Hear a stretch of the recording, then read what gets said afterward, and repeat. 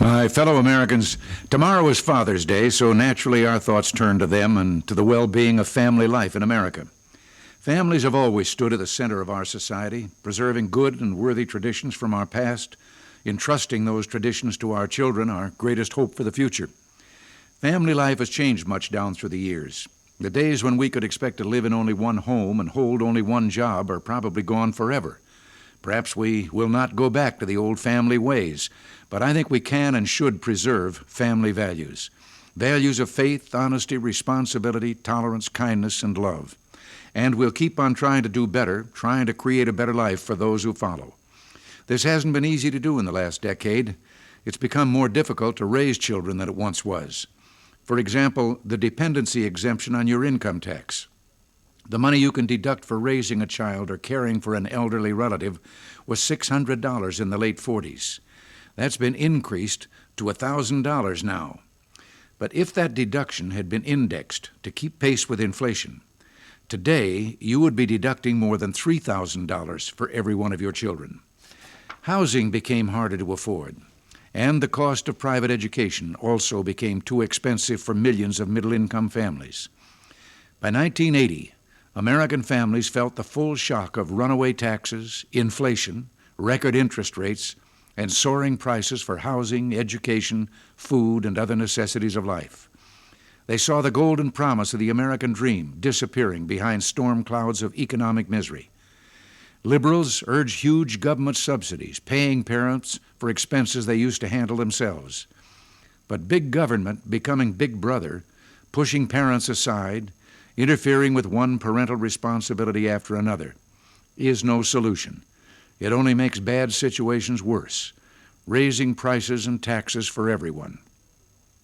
We came to Washington with a better idea. Help working parents to better provide for themselves and their children by enabling them to keep more of their earnings, and help them by making government do its job so the terrifying specter of runaway price increases never returns.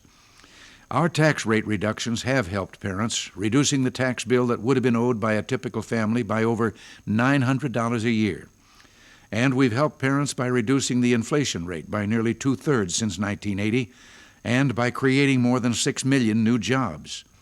Things are getting better for American families, but much remains to be done. That's why the Treasury Department is making greater tax fairness and greater tax incentives for families a central consideration in the tax reform proposals they're developing. We're trying hard to help fathers and mothers in other ways, too.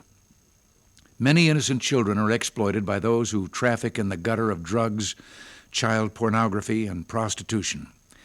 Last month, I signed the Child Protection Act of 1984, a key part of our determination to crack down hard on the smut merchants.